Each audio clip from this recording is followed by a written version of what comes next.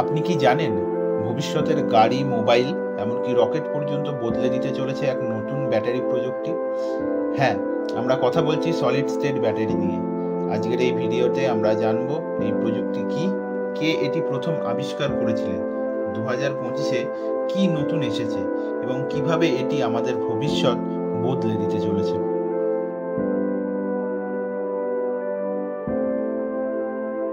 আমরা সাধারণত যেসব ব্যাটারিগুলি ব্যবহার করি সেগুলি হলো লিথিয়াম আয়ন ব্যাটারি।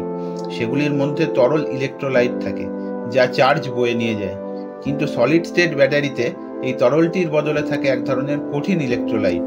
ফলে এই প্রযুক্তির মাধ্যমে চার্জিং টাইম অনেক কমে যায়, ব্যাটারি বেশি শক্তি ধরে রাখতে পারে, দুর্ঘটনার ঝুঁকি অনেক কমে যায় এবং ব্যাটারির আয়ু বহু গুণ বেড়ে যায়। সলিড স্টেট ব্যাটারির ভিত্তি প্রথম তৈরি হয় 1970-এর দশকে।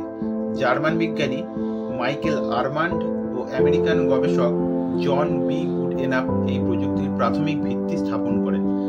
গুডএনাফ সাহেব 2019 সালে এই প্রযুক্তি নিয়ে আবার আলোচনায় আসেন, কারণ তিনি এমন এক সলিড ইলেকট্রোলাইট তৈরি করেন যা উচ্চ তাপমাত্রাতেও নিরাপদ ও কার্যকরী। তিনি একই সাথে আধুনিক লিথিয়াম ব্যাটারির জনক হিসাবেও পরিচিত। 2025 সালে এই প্রযুক্তি নিয়ে বেশ কিছু উল্লেখযোগ্য অগ্রগতি দেখা গেছে। টয়োটা দাবি করেছে তাদের সলিড স্টেট ব্যাটারির মাত্র 10 মিনিটে 80% চার্জ হতে পারে এবং গাড়ি চলতে পারে প্রায় 1200 কিলোমিটার। কোয়ান্টাম স্কেপ, যেটি ভক্সওয়াগনের সহায়তায় কাজ করছে, তাদের ব্যাটারি 50% বেশি শক্তি ধরে রাখতে পারে এবং 800 চার্জিং সাইকেলে টিকতে পারে।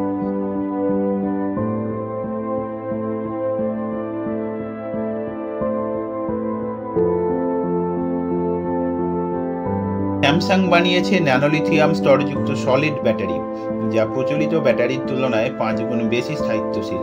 চীনা প্রতিষ্ঠান সিএটিএল ঘোষণা দিয়েছে 2027-এর মধ্যে বাণিজ্যিকভাবে সলিড স্টেট ব্যাটারির উৎপাদন তারা শুরু করবে। এখন এই প্রযুক্তি কিভাবে আমাদের জীবন বদলাবে?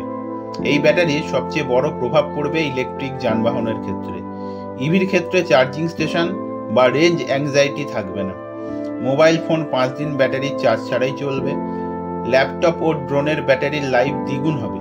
এমনকি স্পেস মিশনেও এই ব্যাটারির ব্যবহার করা যাবে, কারণ এটি বেশ স্থিতিশীল এবং নিরাপদ।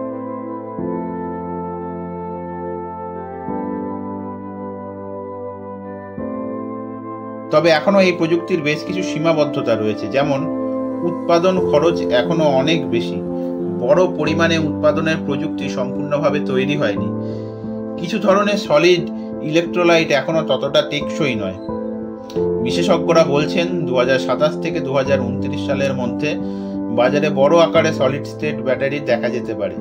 টেসলা, টয়োটা এবং বিওয়াইডি ইতিমধ্যেই এতে বিনিয়োগ বাড়াচ্ছে।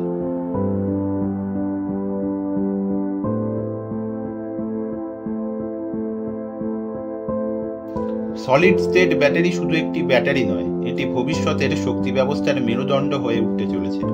আপনি কি তৈরি ভবিষ্যতের এই বিপ্লবের জন্য? কমেন্টে জানান আপনার কোন ডিভাইসে আপনি প্রথম সলিড স্টেট ব্যাটারি দেখতে চান।